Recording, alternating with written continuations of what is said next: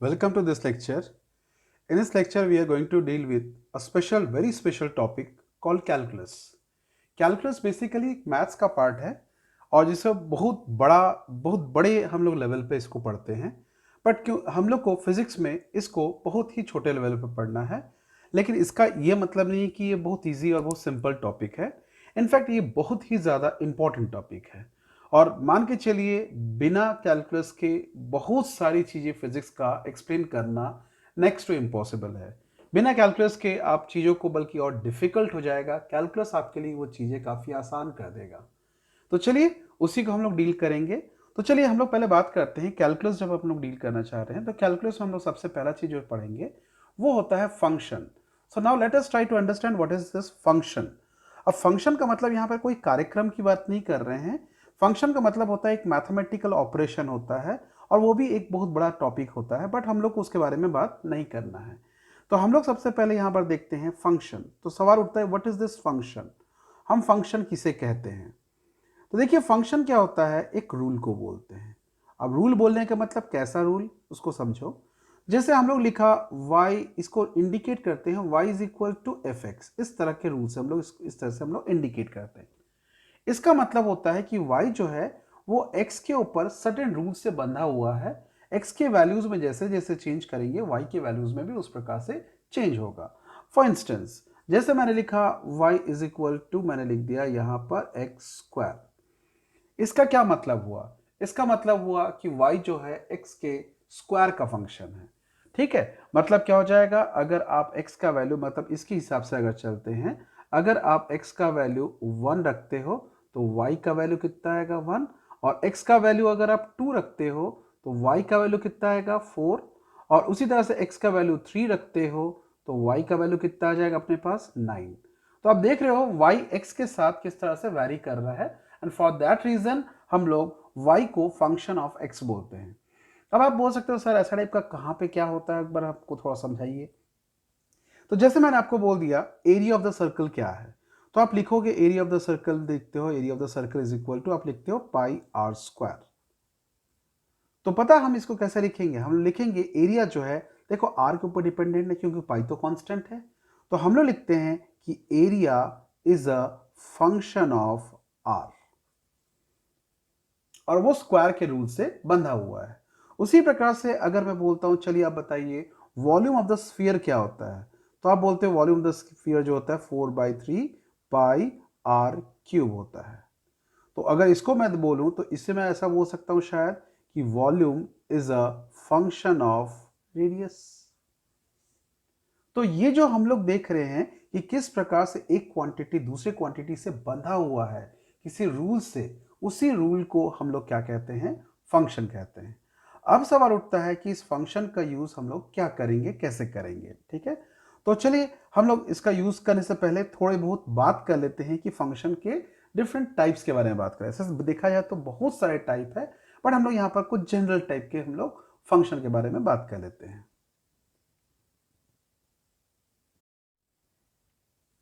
अब देखिए यहाँ पर हम लोग के पास टाइप्स ऑफ फंक्शन के बारे में बात करते हैं। इन टाइप्स ऑफ फंक्शन में हमारे पास होता है, जैसे एक होता है ट्रिग्नोमेट्रिकल फंक्शन, ट्रिग्नोमेट्रिकल कल फंक्शन। ठीक है, ट्रिग्नोमेट्रिकल फंक्शन का मतलब, इसे जैसे हम लोग इसका एक एग्जांपल लेते हैं y is equal to sine x, ये एक ट्रिग्नोमेट्रिकल फंक्शन है। मैंने लिख दिया y is equal to sine square x, ये भी आपका एक ट्रिग्नोमेट्रिकल फंक्शन है। ठीक है, तो मतलब सीधा सीधा जो ट्रिग्नोमेट्री के रूल से एसोसिएटेड रहेगा उसको हम लोग ट्रिग्नोमेट्रिकल फंक्शन में काउंट करते हैं। जैसे लॉगरिथमिक फंक्शन,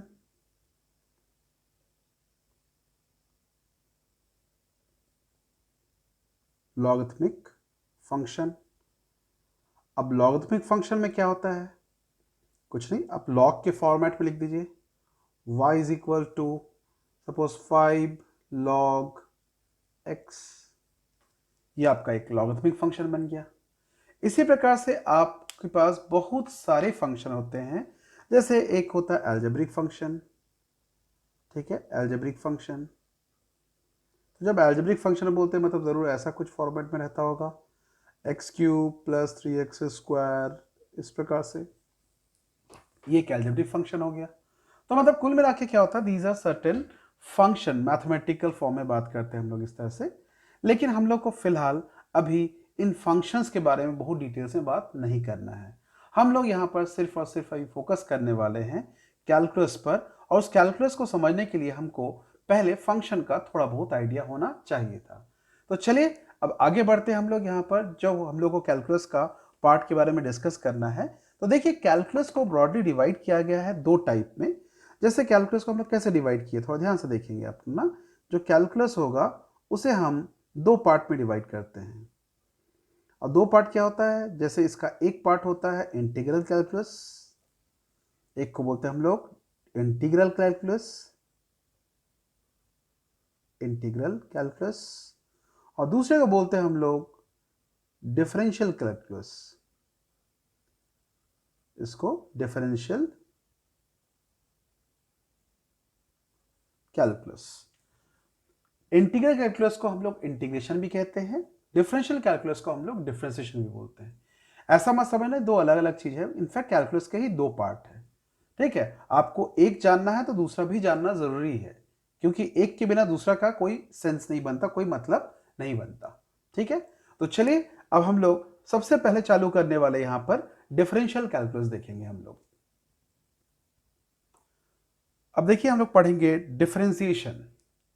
इस डिफरेंशिएशन को जानने से पहले हम लोग डिफरेंस शब्द का क्या मतलब है थोड़ा समझते हैं। देखिए डिफरेंस को हम लोग मतलब अंतर, है ना, डिफरेंस का बेसिकली मतलब होता है अंतर। अब ये डिफरेंस को हम लोगों ने दो टाइप में सोचते हैं। एक को बोलते हैं हम लोग फाइनाइट डिफरेंस, ठीक है, फाइनाइट डिफरेंस, ठीक है, फाइनाइट डिफरेंस बोलते हैं। और एक को बोलते हैं हम लोग इनफाइनाइट डिफरेंस कहते हैं। अब ये फाइनाइट और इनफाइनाइट डिफरेंस का क्या मतलब होता है, इसको हम लोग थोड़ा समझते हैं। देखिए मैंने यहां पर क्या लिखा, सपोज मैंने लिखा यहां से y का एक वैल्यू लिखा, y1 इज इक्वल टू, मैंने लिखा सपोज यहां पर 98, ओके, और y2 इज इक्वल टू लिख दिया मैंने यहां पर सपोज 93 ले लिया। अब इन दोनों का डिफरेंस, तो सबसे मेन चीज ध्यान रखना, डिफरेंस को हम लोग ऐसे शो करते हैं, और यहां पर इसको इसको लिखते हैं डेल वाई बोलते हैं हम लोग, इस डिफरेंस को हम लोग ऐसे शो करते हैं। और यहां पर इसको हम लोग लिखने का जो तरीका होता है, इसका मतलब होता है बड़े में से छोटे को माइनस किया। और ये जो डिफरेंस आया आप देख रहे होंगे यहाँ से, सॉरी बड़े में से छोटा मतलब y1 माइनस y2 करेंगे ना, y2 माइनस y1 कर दिया हम लोगों ने, ठीक है, y1 माइनस y2। तो 98 माइनस 93, तो हमारे पास इसका डिफरेंस कितना आया 5। तो देखिएगा ये जो डिफरेंस है, ये देखिएगा 5 एक फाइनाइट डिफरेंस है। अब हम लोग एक दूसरा केस देखते हैं। सपोज मैंने यहां पर लिखा एक वैल्यू लिखा, और वो वैल्यू है y1 इज इक्वल टू, मैंने लिखा 1.0000 एंड 0, और भी बड़ा लिख सकता था, और भी छोटा तक ले सकता था मैं यहाँ पर। और मैंने यहाँ पर दूसरा लिखा वैल्यू y2। अब y2 का वैल्यू को मैंने थोड़ा सा और छोटे में लिखा, कैसा लिखा देखोगे यहाँ पर, इसको लिखता हूं मैं यहाँ पर यहाँ से 0.9999999। अब आप इसको सोच के देखिए इसका वैल्यू क्या होना चाहिए। अब देखिएगा इसका ऐसे देखा जाए तो ये बहुत क्लोज है, लेकिन मैं अगर आपसे बोलता हूँ नहीं आप डिफरेंस निकाल के बताइए, तो आप यहाँ पर डिफरेंस लिखते हो y1 माइनस y2, और जब ये डिफरेंस निकालोगे तो देखना कितना आएगा, ये आएगा 0.00000, 1 2 3 4 5 6 1। अब ये बताइए ये डिफरेंस आपको लगता नहीं बहुत छोटा है, तो ऐसे चीज को हम लोग बोलते हैं इनफाइनाइट स्मॉल डिफरेंस बोलते हैं। और इस तरह के डिफरेंस को हम लोग डेल से ना रिप्रेजेंट करके हम लोग इसको रिप्रेजेंट करते हैं डी से, डी वाई। इसको लिखते हैं डेल वाई, इसको लिखते हैं हम लोग डी वाई, ठीक है। तो मतलब बोलने का सेंस ये होता है कि जब डिफरेंस बहुत छोटा होता है तो उस तरह के डिफरेंस को हम लोग किससे रिप्रेजेंट करते हैं, dy से एक्सप्रेस करते हैं। बात आपको समझ में आ रहा होगा मेरे ख्याल से, ठीक है। तो अब यहां पर आता, इसको हम लोग इनफाइनाइट स्मॉल डिफरेंस कहेंगे और इसको फाइनाइट डिफरेंस कहेंगे। अब बोलो सर ये डिफ्रेंसिएशन अब कहाँ आ रहा है, आप क्या आप डिफरेंस डिफरेंस पढ़ा रहे हो? तो यहाँ पर ध्यान रखना, पहले तो ये चीज़ को मैं क्लियर कर देना चाहता हूँ, यहाँ पर डी वाई का मतलब कहीं से भी आप सेपरेटली डी इंटू वाई नहीं सोचेंगे। इसका मतलब होता है कि वाई में बहुत छोटा सा डिफरेंस या वाई में बहुत छोटा सा चेंज। देखिए इन दोनों में बहुत छोटा सा चेंज है, इस बहुत छोटे से चेंज को हम लोग डी वाई से रिप्रेजेंट करते हैं। फॉर इंस्टेंस मैंने सपोज बताया कि देखिए यहाँ पर जैसे मैंने लिखा m1 का वैल्यू लिखा है ऐसा, m2 का वैल्यू ऐसा लिखा। अब इन दोनों का डिफरेंस निकालते, तो आप बोलोगे सर इसमें भी इनका डिफरेंस जो होगा, अगर आपको बोला जाता है इसका डिफरेंस निकालिए m1 माइनस m2 निकालिए, तो अब आप यहाँ पर भी वही बोलोगे सर इसका डिफरेंस भी तो वही आना है अपने पास 0.00001। That is also infinite small difference. और इस तरह की चीज को हम लोग क्या लिखेंगे, डी एम लिखेंगे। बस ये नोटेशन को बताने, दोनों है एक ही चीज ही, बस नोटेशन को इंडिकेट करने के लिए मैं आपको इसको समझा रहा हूं। मतलब जब डिफरेंस बहुत छोटा होता है उसको हम लोग डेल से नहीं रिप्रेजेंट करके उसको डी से रिप्रेजेंट करते हैं, और जब डिफरेंस फाइनाइट होता है, बड़ा डिफरेंस होता है, तब आप उसको डेल से या इस तरह के जो उल्टा ट्राइंगल दिखता है इस प्रकार के सिंबल से हम लोग इसको एक्सप्रेस कर सकते हैं। तो चलिए अब आते हैं हम लोग एक्चुअल डिफरेंशिएशन के बारे में, अब थोड़ा सा बात करते हैं हम लोग, ठीक है।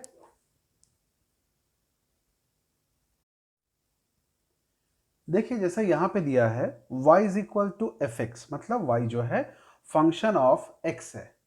बस का मतलब वो ये होता है कि आप अगर x के वैल्यू में चेंजेस करेंगे तो y के वैल्यू में भी चेंजेस होगा। ये हम लोग पढ़े हैं, इसके बारे में हम लोग लास्ट टाइम फंक्शन में डिस्कस किए हैं। अब मान लीजिए मैं अगर यहां पर x में चेंज करता हूं तो y में भी चेंज आया। अब मान लेते मैंने ये बोला कि x में मैंने बहुत थोड़ा सा चेंज किया, तो मतलब जो आप एफ एक्स लिख रहे थे वो x ना होकर आपने क्या लिखा, x प्लस डी एक्स लिख दिया। अब क्योंकि y x पर डिपेंडेंट है तो x में अगर चेंज होगा तो y में भी चेंज होगा, और क्योंकि x में बहुत थोड़ा सा चेंज हुआ है तो ऑब्वियस सी बात है y में भी बहुत थोड़ा सा चेंज होगा। तो मैंने y प्लस डी वाई लिख दिया। अब यहां पर बोल सकते सर प्लस ही डी वाई क्यों लिखा, माइनस भी तो हो सकता है। हम लोग को उसके बढ़ने या कम होने से मतलब नहीं होगा, चेंज से हम लोग को मतलब है। अब यहां पर आप देख रहे हैं कि x में चेंज करने पर y में चेंज हुआ, तो इस रेशियो को जिसको आप d y by d x लिखते हैं, मतलब y में जो चेंज हुआ है x के रिस्पेक्ट में, इसे ही कहते हैं हम लोग differentiation of y with respect to x। मतलब एक फिजिकल क्वांटिटी में चेंज होने के कारण दूसरे फिजिकल क्वांटिटी में उसके रेस्पेक्ट में कितना चेंज हुआ, उसी चेंज के रेशियो को हम लोग क्या बोलते हैं, डिफरेंशिएशन बोलते हैं। और क्योंकि y में x के साथ चेंज हुआ है तो y में x के रिस्पेक्ट में कितना चेंज हुआ है, इस चेंज को हम लोग क्या बोलते हैं, differentiation of y with respect to x। इसको कई बार हम लोग derivative of y with respect to x भी बोलते हैं, पर उसको लेके आप ज्यादा परेशान मत होइए। इसको कई बार ऐसा भी लिखा जाता है, जैसे अब मैंने यहां पे लिखा y is equal to f x लिखा, तो कई बार इसको हम लोग ऐसा भी लिखते हैं, y डैश भी लिखते हैं। y डैश का मतलब भी होता है dy बाई डी एक्स। आप यहां पर बोलोगे सर ये इसका क्या मैथमेटिकल सेंस होता है और इसको हम लोग कैसे समझ सकते हैं?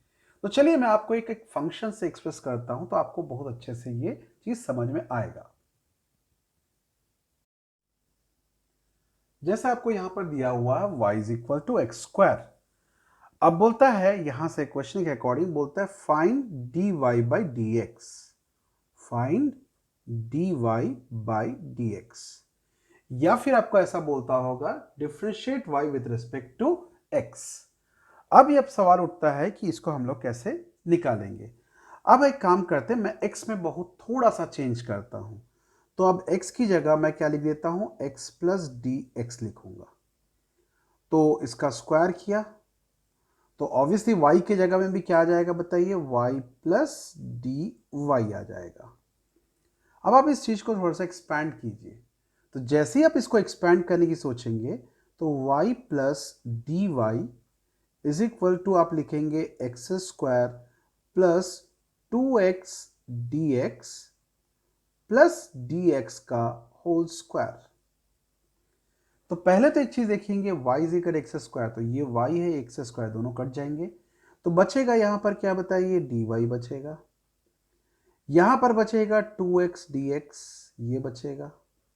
और जैसा कि हम लोग बोलते हैं dx मतलब वेरी स्मॉल चेंज, तो जो बहुत छोटा चेंज होता है उस बहुत छोटे से चेंज को हम लोग dx से एक्सप्रेस कर रहे हैं, इसीलिए dx का स्क्वायर क्या होगा, और भी छोटा होगा, therefore we are going to ignore this value. हम लोग इस वैल्यू को इग्नोर कर रहे हैं, और इस कारण से अब देखिएगा यहां से हमारे पास क्या आ जाएगा, dy by d x is equal to कितना आएगा, 2x आएगा। तो मैंने क्या किया, y को x के रिस्पेक्ट में क्या कर दिया, डिफ्रेंशिएट कर दिया। देखिए थोड़ा ध्यान से देखिएगा तो आपके दिमाग में एक बात आ सकता है, बोलोगे सर ऐसा लंबा चौड़ा मेथड से हम लोग को डिफ्रेंशिएशन करना है? नहीं, आपको ऐसा कुछ भी नहीं करना है, ये सिर्फ मैं आपको एक निकाल के बताया कि ऐसा होता है, ठीक है। अब एक्चुअली में आपको कुछ नहीं करना, आपको कुछ स्टैंडर्ड रूल्स याद रखने पड़ेंगे, और उस रूल्स के बेसिस पे हम लोग क्या करेंगे, डिफ्रेंशिएशन करेंगे। तो चलिए अब उन रूल्स पर ही हम लोग क्या करते हैं, बात करते हैं। चलिए देखिए, रूल्स फॉर डिफ्रेंशिएशन। पहले देखेंगे डिफ्रेंशिएशन ऑफ अ कांस्टेंट। अब ये डिफ्रेंशिएशन ऑफ कांस्टेंट का मतलब क्या होता है, जैसे मान लो कोई फंक्शन है जो एक कांस्टेंट फंक्शन है, मतलब जैसे y इज इक्वल टू, मैंने लिख दिया 3। अब एक बात बताइए, जब ये ऑलरेडी कांस्टेंट है तो कांस्टेंट में क्या चेंज होगा, तो कोई भी चेंज नहीं होगा, और इसीलिए जब कोई चेंज नहीं होता तो जीरो चेंज। तो इसीलिए अगर आप किसी कांस्टेंट का डिफरेंशिएशन करेंगे, that means d by d x of a constant quantity, तो that will be equal to zero. तो इससे हमारे पास एक रूल बन जाता है कि d by d x of, इसको बोलते हैं ऐसा हम लोग ना, d बाई डी एक्स बोलते हैं, d by d x of 3 is equal to, या 3 ना लिख के मैं c लिखता हूं, इज इक्वल टू 0। मतलब किसी भी कांस्टेंट क्वांटिटी का डिफरेंशिएशन जो होता है वो क्या होता है, जीरो होता है। ठीक, ये एक चीज ध्यान रखेंगे। तो इसलिए फॉर एग्जांपल में और भी देख सकते हो, मैंने कभी लिख दिया, मैंने बोला चलो आप डिफरेंशिएट करो किसको, 5/2 को, तो आप क्या लिखोगे, 5/2 का डिफरेंशिएशन, तो ये कांस्टेंट वैल्यू है तो देयरफॉर इसका डिफरेंशिएशन क्या होगा, जीरो होगा।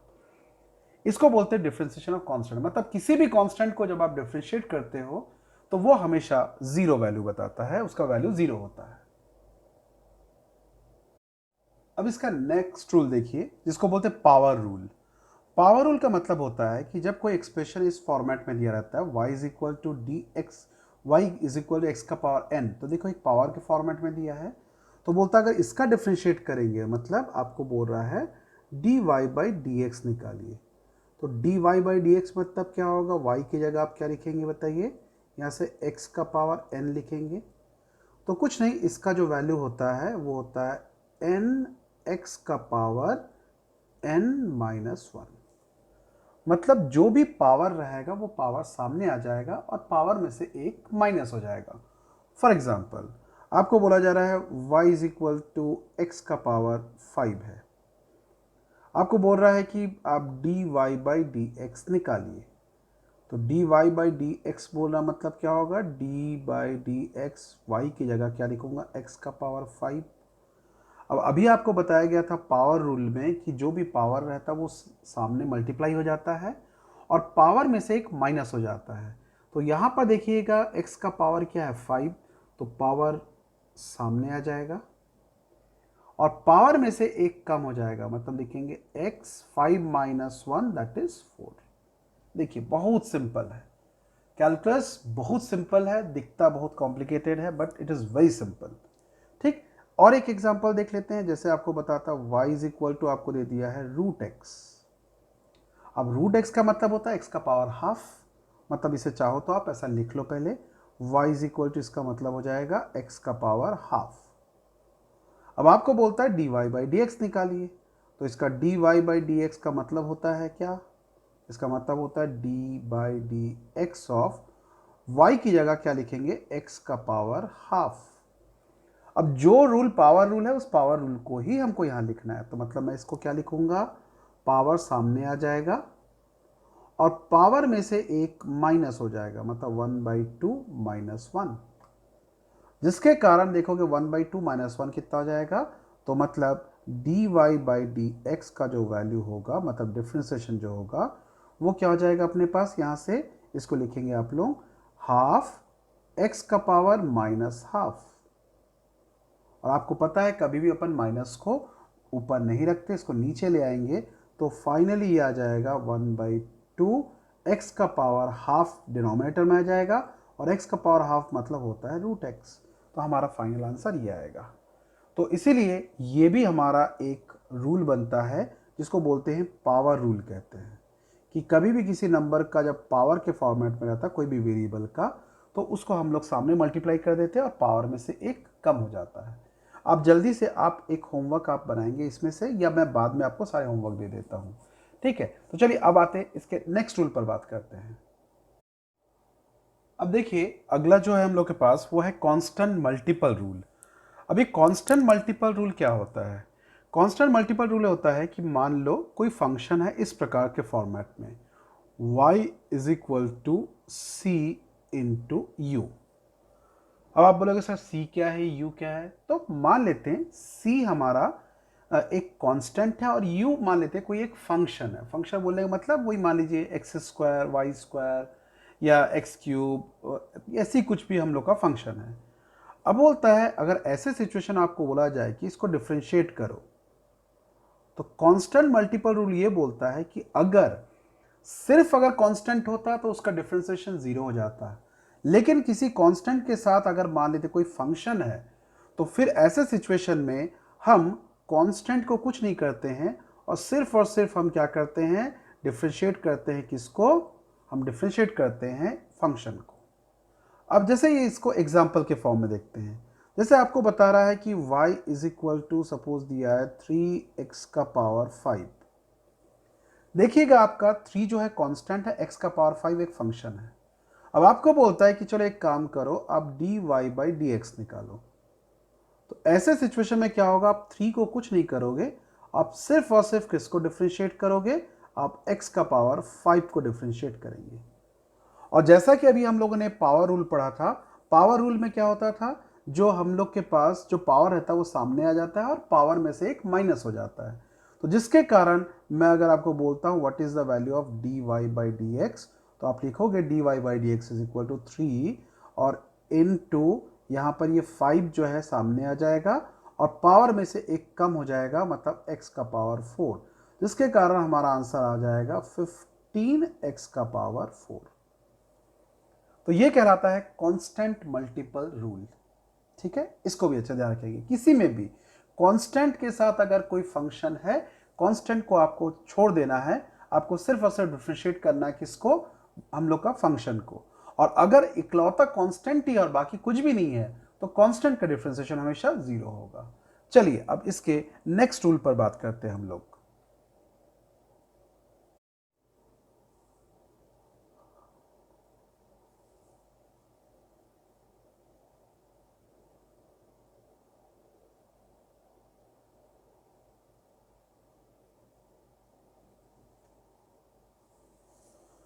द सम और डिफरेंस रूल। द सम और डिफरेंस रूल का क्या मतलब होता है, इसको आप ऐसा समझिएगा, जैसे मान लेते हैं कोई फंक्शन है, कोई हम लोग का y एक फंक्शन है जो कोई दो फंक्शन के सम या डिफरेंस के फॉर्म में है। जैसे मान लेते हैं कुछ ऐसा दिया है, दो फंक्शन है, एक फंक्शन है f(x) और दूसरा फंक्शन जो है वो है g(x), ठीक। या फिर ऐसा बोल रहा है कि y इज इक्वल टू, हमारे पास बोलता है दो फंक्शन है f(x) और दूसरा फंक्शन है g(x), इनका डिफरेंस इस फॉर्मेट में अगर है, और आपको बोलता है find dy by d x, मतलब आपको बोलता है find dy by d x, तो dy बाई डी एक्स निकालने बोल रहा है।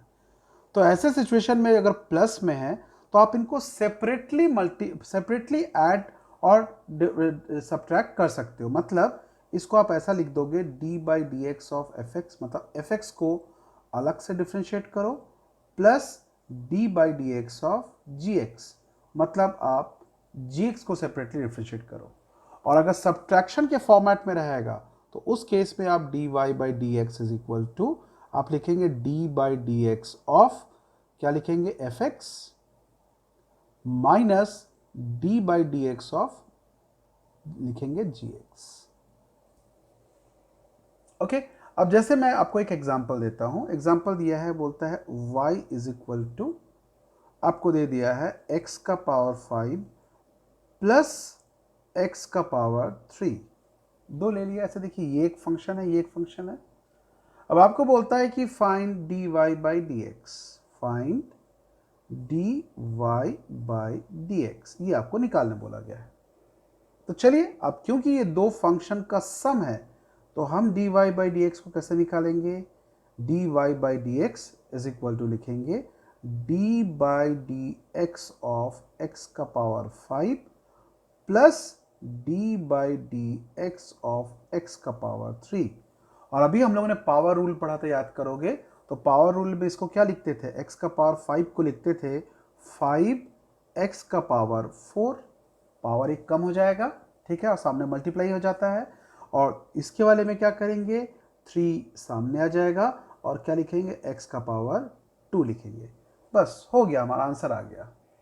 तो ये जैसा जैसा सब एडिशन के लिए ले रहे थे वैसे आप ये रूल, सेम रूल सब्ट्रैक्शन के लिए भी यूज कर सकते हैं। तो ये कहलाता हम लोग का सम और डिफरेंस रूल कहलाता है, ठीक है। तो इस तरह से हम लोग डिफरेंशिएशन का कुछ रूल्स हम लोगों ने देखा, और भी इसके रूल्स के बारे में हम लोग बात करेंगे। बट फिलहाल आप लोग इतना रूल को अच्छे से मेमोराइज कीजिए और अच्छे से दिमाग में रखिए। और मैं चाहूँगा कि इस लेक्चर को, स्पेशली कैलकुलस के लेक्चर को, एक बार नहीं कम से कम 10 बार रिपीट कर करके देखिए, क्योंकि आप ये एक बार में आपके दिमाग में इसका आइडिया या इसका कॉन्सेप्ट आपके दिमाग में नहीं आ पाएगा, ठीक है। तो चलिए, तो बाकी हम लोग इसके बाकी रूल्स को नेक्स्ट क्लास में देखेंगे, नेक्स्ट लेक्चर में देखेंगे। Till then, bye, take care and have a nice time ahead.